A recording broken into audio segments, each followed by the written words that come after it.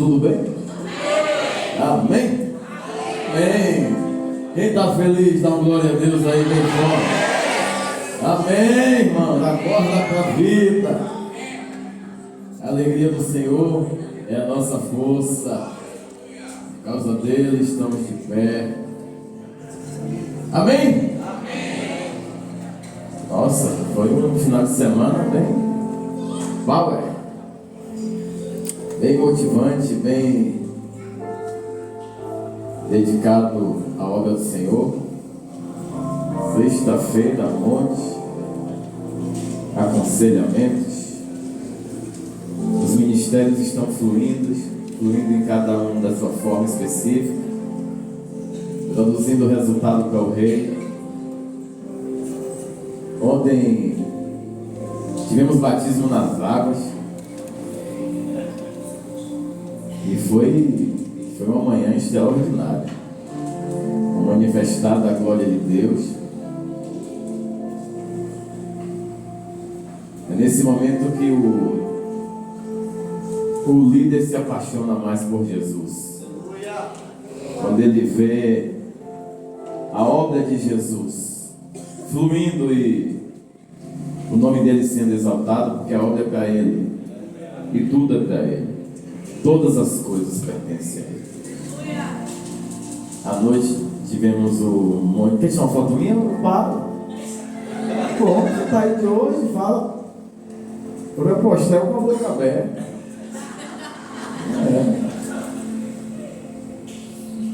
À noite tivemos o monte das mulheres, amém? Quem estava lá? Das mulheres? Só 10%. Para você, um monte. Volte não. Hoje de manhã tivemos um seminário extraordinário. Quem estava aqui de manhã? Falou em ganhar dinheiro. O povo acorda cedo, dá um jeito, vem correndo. Mas é isso mesmo. Desbloqueio mental é muito importante. E vivemos uma experiência sobrenatural nesse período da manhã, não foi, irmãos? Sem falar do café. Eu fui em poucos hotéis que tinham variedade desse café. Um café tipicamente nordestino.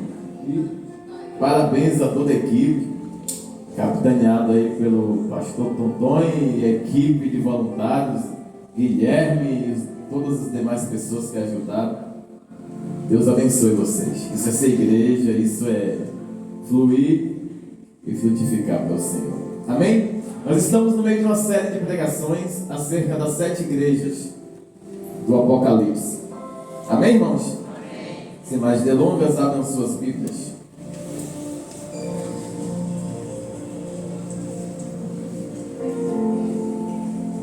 Hoje vamos ministrar acerca da carta à igreja de Esmirna, a segunda carta.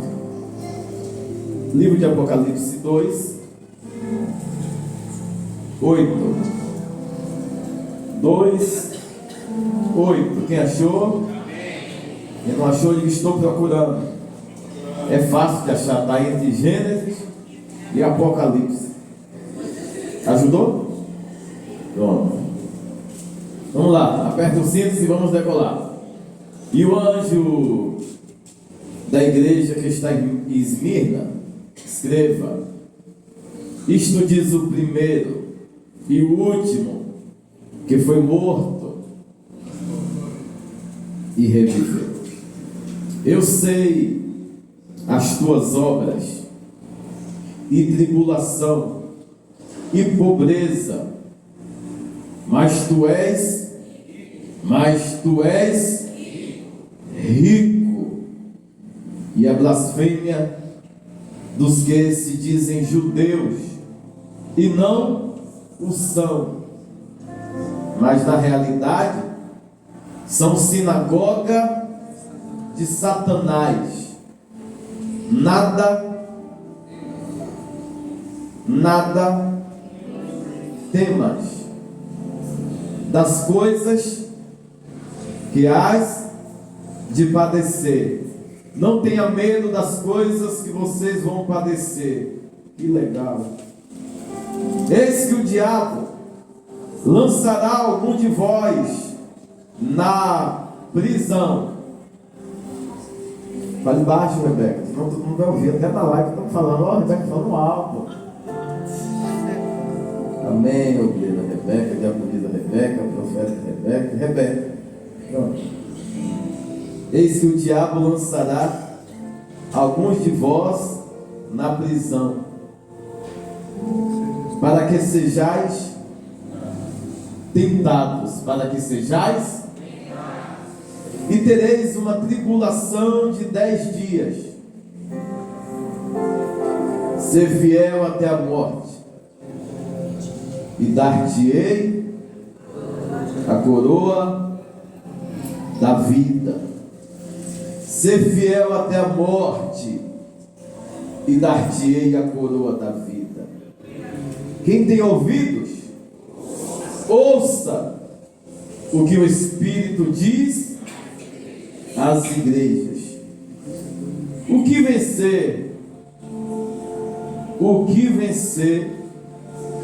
não receberá o dano da segunda morte.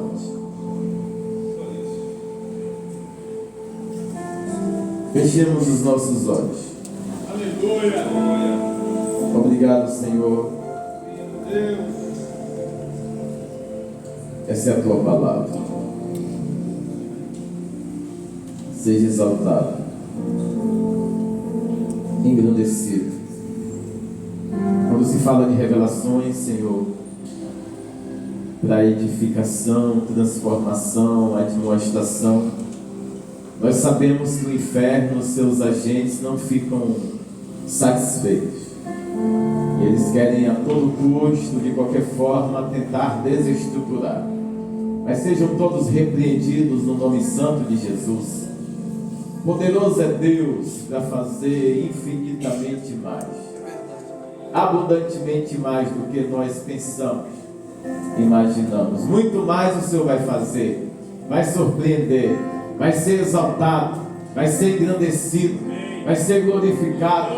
Teu trono é inabalável, teu nome é sempre eterno.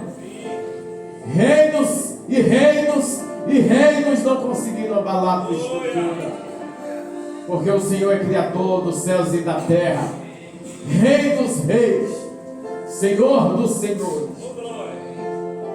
O que era, é, há de vir, que fez a promessa e cumpre, que foi preparar o lugar e certamente voltará para buscar a tua igreja. Confiamos na tua palavra, valorizamos o teu sacrifício na cruz, Jesus. Nos torne dignos de merecermos a vida eterna. Nos torne dignos, Senhor, de fazermos a diferença nesses dias. Se aposta de nós nessa noite, se aposta dos teus filhos nessa noite. Que o pregador suma, diminua, para que o Senhor cresça, apareça, e só o Senhor seja exaltado. Só o Senhor seja exaltado. Porque de mim mesmo eu não tenho nada a oferecer. Envia os teus anjos fortes, guerreiros, para contribuir com esses snipers intercessores que estão aqui nessa noite. Aquilo que eles não conseguirem porventura ver, esses anjos abatam e faz com que seja uma noite mais clara e fique marcada, impactada na nossa memória. Trazemos cativo nossa mente, nossa visão, nossas emoções, nossos sentimentos. Entregamos tudo no altar e repreendemos todo o som, toda a distração. No nome santo de Jesus, Espírito Santo, pedimos que o Senhor mova-se no templo, mova-se trazendo tudo aquilo que é a revelação poderosa do Senhor. Em nome de Jesus. Você pode aplaudir ao Rei?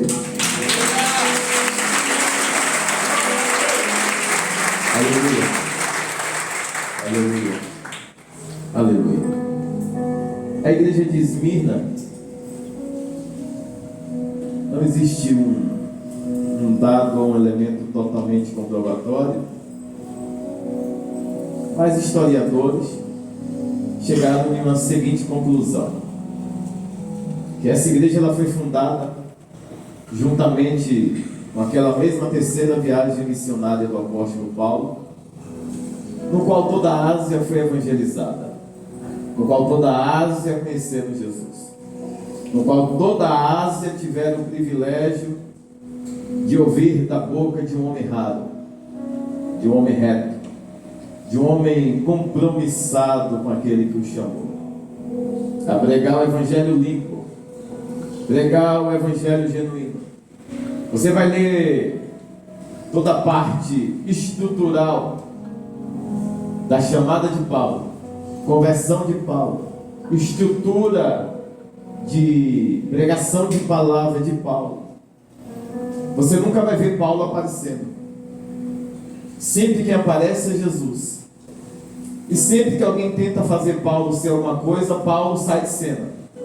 Sempre que alguém tenta fazer Paulo ser alguma coisa,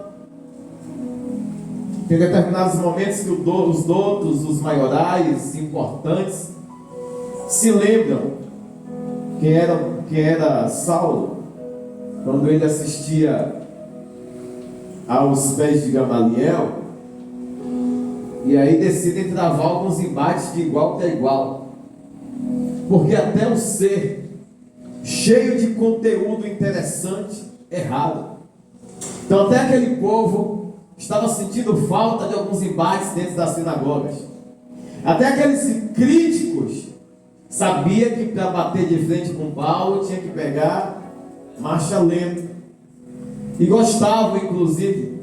Você observa, conforme nós iniciamos a primeira etapa de pregação, nós pregamos sobre a igreja de Éfeso. E o significado de Éfeso é desejável. Aquele que é desejável, um dos significados, tem vários, mas esse é o que, como nós estamos dando vários contextos que se enquadrem dentro dos nossos dias atuais, vamos usar esse significado. Quando se fala de Esmirna, qual o significado? Aroma agradável. Então repita comigo: aroma. Então a igreja ela tem que ser desejada. Aquilo que se expressa no conteúdo da igreja tem que ser agradável. Mas não é agradável porque todo mundo tem que gostar do aroma. Aliás, é agradável inclusive porque poucos gostam. Eu sei que é um tanto quanto contraditório. Como assim que o povo gosta? É porque quando se trata de céu, quando se trata de justiça, quando se trata de elemento de impulso para que você seja todos os dias motivado a servir um rei, a um Deus, a um eterno, a um Senhor que você não vê, você tem que sentir algo. Aí você tem que desejar estar na igreja, e essa igreja tem que emitir um aroma. O que é esse aroma? Poder de influência e convencimento, porque ninguém aqui está vendo Jesus. Então eu tenho que exalar algo que você olha para mim e fala, ele diz com tanta convicção, com tanto amor, com tanto zelo, que eu acredito. É o que Paulo fazia.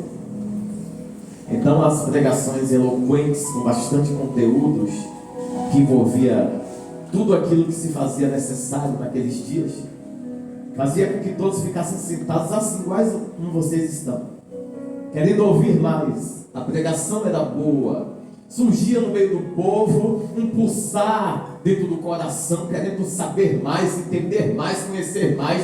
Que Deus é esse? Ainda mais naqueles dias. Eram dias difíceis, por quê? Porque César era um Deus físico, uma divindade que andava, e todo mundo aceitou. Inclusive tinha um templo para adorar quem? Por isso que Paulo ele chega lá nessa terceira viagem missionária. O senhor não falou da data, vou falar. Entre 53 a 56 depois de Cristo. Amém? Então nessa viagem ele fica 3 meses. Paulo falando do que realmente é evangelho, do que realmente é ser Deus, característica de um Deus, atributo de um Deus, realeza que um Deus tem e possui. Um Deus que implora dificilmente vai perdurar no tempo. Um Deus que necessita de manjares, de movimentos feitos na terra, dificilmente vai perdurar no tempo. O nome sim, as feituras comprobatórias jamais. Por que Jesus é o que era, é e o que há de vir? Início, meio, fim. Falou, veio, fez, morreu, ressuscitou, saiu para preparar o quê? Você vê que a história é bonita e se fecha? Você vai ver todas as histórias de deuses pagãos. Todas as histórias são histórias mal contadas, experiências mesmo que cada um de âmbito global pudesse ter. Só Deus é acessível a todos. Aliás, inclusive a quem não adora Ele. Porque Jesus, quando passava em todos os lugares, adorando a Ele, recebia cura. Não adorando, recebia cura. Amando a Ele, recebia cura. Não amando, recebia cura. Aliás, nós temos N exemplos. 10 leprosos. Pessoas que receberam milagres instantâneos, ao invés de ir comemorar com Ele, ia usufruir do benefício da cura, do milagre e da transformação. Tem muita gente na Bíblia que você vai ver, a história não se repete, não se conta o que aconteceu, o que sucedeu depois do milagre. Depois do milagre, o que aconteceu com tal pessoa? Depois da transformação, o que ocorreu depois? Essa igreja, ela tem um líder que também faz parte dela. É o nosso amigo, o apóstolo João. O apóstolo João, que está preso lá na ilha de Patmos. Ele está preso. E dados históricos também levam a um entendimento claro que ele deveria ter entre 92 a 97 anos de idade. Só que o velhinho está na prisão. Está preso lá naquela masmorra, ilha fria e gelada. E quem era que ia para lá? Exilados políticos. Pessoas que não estavam de acordo com a gestão de opositores a César. Naquele tempo já existiam aqueles 2 grupos revolucionários, que os 2 grupos prestavam serviço para Roma, ou para o Império Romano, e eles não se apresentavam como entidades ou mecanismo para resolver questões de Roma. Eram 2 cores estabelecidas, mas Roma sabia porque era contratado deles. Só que eles eram os que faziam o papel sujo. Quando alguém estava muito desconfiando demais, imagine para alguém chegar para um Deus e falar assim: Guilherme, eu não quero muito, eu só quero um milagre aqui. Eu não quero muito, eu só preciso que você faça um milagre aqui, César. E como alguém consegue levantar centenas de milhares, ou por que não dizer naquele tempo, milhões de adeptos, para adorá-lo, se prostrar diante dele, e você não vai ver uma evidência de milagre? Flávio, a fragilidade toma conta do povo muito rápido. o nome incitado por um cargo recebido, parece que é suficiente para o povo. Nós somos bereanos. Nós somos daqueles que temos que ver profundidade, sabe? Nós temos que ver Jesus manifestando da glória dele. Não porque nós não acreditamos, é porque nós sabemos que ele é Deus. E quando ele se levanta, uma palavra dele, a exposição do milagre é sobrenatural. Por exemplo, teve um momento que as meninas estavam aqui ministrando agora no final. Eu não sei se você percebeu, mas parece uma nuvem de glória. Elas conseguiram, pegou a nota diferenciada e entrou no céu. E quando entra no céu, parece uma graça, uma glória, um unção toma o lugar. É o que acontecia também com Paulo. Paulo ele chegava no lugar e começava trazendo aquilo que eram as verdades necessárias. Só que só verdade não faz muita gente ficar sentado. Agora a verdade impulsionada pela graça de Deus, até o durão, sabendo que está apanhando, ele fala: está doendo, mas está bom. Está me arrebentando todo, mas eu não vou levantar daqui, que a mensagem está maravilhosa. O velhinho está preso, o amigo vai visitar. O amigo fala para ele: ao anjo da igreja de Esmirna, fala, escreva. Ele começa a dar algumas características. Primeira coisa que nós temos que observar de forma instantânea, que essa igreja ela é uma igreja resistente. Ela é uma igreja resistente, ela está em uma cidade rica, ela está em uma cidade que tem um poder de influência absurdo.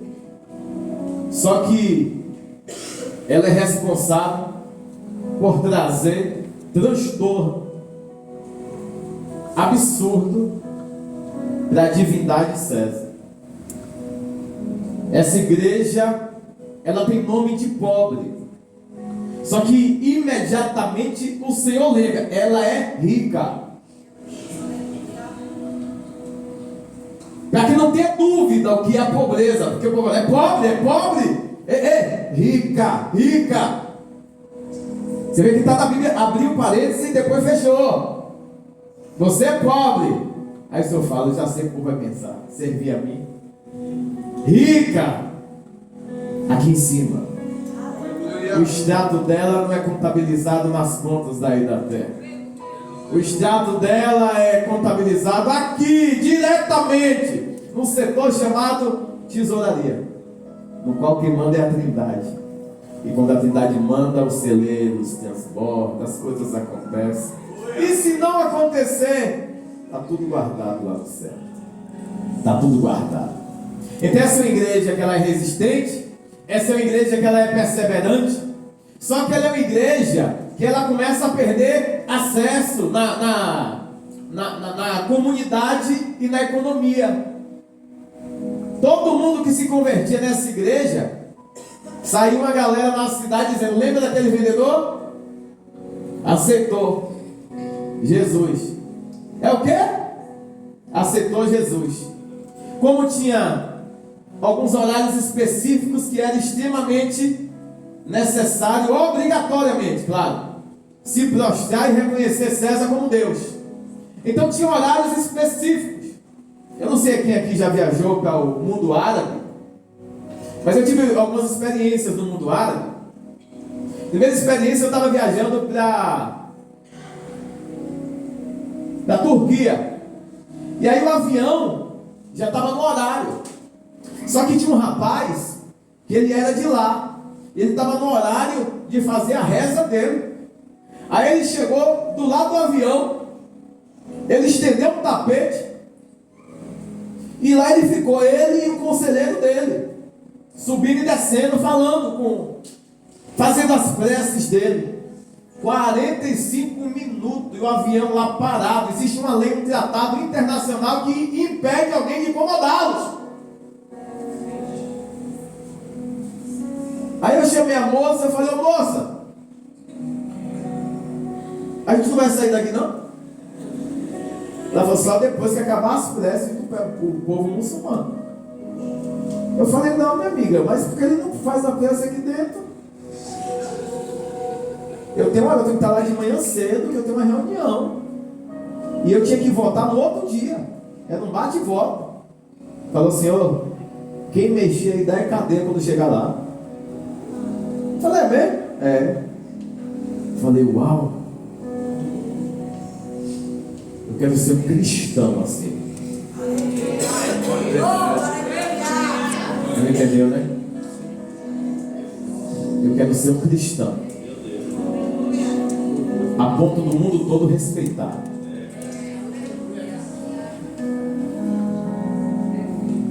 Esse povo representa, isso é um dado histórico de 2019, aproximadamente 2 bilhões 950 milhões de integrantes nessa religião, que fazem isso no mundo todo. E por que o mundo todo respeita? 2 bilhões e 900 e tantantão milhões. Você respeitaria? Você respeitaria? Você sabe o que é que esse povo representa na economia mundial? Você sabe que se eles decidirem não comprar em lugar nenhum, o que é que acontece? Um colapso no mundo? Você sabe se eles decidirem tirar todo o dinheiro deles dos bancos mundiais, o que é que acontece? A pergunta é, como esse povo conseguiu essa posição de respeito? Perseverança. Porque primeiro ninguém respeita. Acha que é mais um doido ali. É igual quando vê alguns da gente no meio da rua, parando o trânsito, vai dizer, opa, Jesus vive, rei, né? É ver um doido. Só que daqui a pouco vem 10, vem 20, vem 30, vem 50. Quem vai parar? 1.000, 2.000, 3.000, 5.000. Aí o governo fala, vocês podem mandar 5 representantes de vocês para conversar com a gente? Por quê? Porque já não são mais 5 loucos, não são mais meia dúzia de pessoas desorganizadas. O problema da igreja evangélica é que cada um combate um contra o outro. Não entendeu o propósito e o princípio pelo qual Deus nos chamou para sermos igreja. E aí fica essas guerrinhas. Problema nasce aonde? Na igreja. Porque na igreja, não, mas na igreja que tem que acontecer. Não, você chega com, mas ficar já é difícil, né, irmão? Se tem um Deus que não é César, é Deus que muda, que sara, que cura, que transforma, então você tem a obrigação de ser transformado. Não tem se, não tem todavia, porém. A igreja tem que exercer na sociedade influência, relevância, transformação e adquirir sim posição de respeito, porque até o povo César, a divindade, respeitava. E aí ele mandava o quê? Fecha as portas. João se converteu, pronto, não compra mais em lugar nenhum. Maria agora aceitou Jesus. Que Maria? Daqueles quitutes gostosos que todo mundo come. Sério, sério, ninguém compra mais lá. Porque o inferno é astuto. Ele quer mostrar para você que quando você aceita Jesus, tudo fica difícil. Tudo é fechado. Você não é mais ninguém porque você aceitou esse Jesus. Quando na realidade, quando você aceita Jesus, faz aliança com Ele, desce as águas como esses maravilhosos fizeram ontem, você está dizendo, não mais vivo eu, Cristo vive em mim. Glória a Deus. Não mais vivo eu, Cristo vive em mim. Só que para um povo que te viu outrora fazendo determinadas situações, é inadmissível, eles não acreditam que alguém pode transformar alguém tão rápido. Por quê? Porque eles estão acostumados com divindade, que recebe ofertas, oferendas, manjares, mas nunca fazem nada, nem a comida nem come. Até o sacrifício para Deus, o logador vinha e chupava. Até o sacrifício que Deus recebe é consumido. Como eles estão na mão de divindades, de deuses pagãos o tempo todo, a vida inteira, eles não acreditam que você mudou. Eles acham que seu Deus parece com dele, que promete e não cumpre, que pede comida e não come dizendo que não gostou. Na realidade não come porque não come, porque tem quem é e quem não é. Deus é sempre, eternamente. Seu trono é inabalável. Então as perturbações que nós somos acometidos, ele tenta, e no final a glória de Deus se manifesta. Quando a glória de Deus se manifesta, aí a gente nós começamos a compreender o porquê que está escrito que o poder de Deus só se manifesta em meio à minha fraqueza. Porque enquanto eu posso resolver, Deus não age. Enquanto eu posso apertar o botão, Deus não está agindo. Agora, quando eu paro de trabalhar, porque as minhas forças sumiram, aí Deus fala: agora eu vou me pôr de pé. Vi, ouvi, por isso eu desci. Então entenda, você tem um Deus, que Ele é Pai. Você tem um dono, e não é qualquer um. Mas por que eu sou tão abalado? Exatamente porque quando você decide cumprir o evangelho genuíno, primitivo, as divindades aí fora se levantam e começam a fechar portas.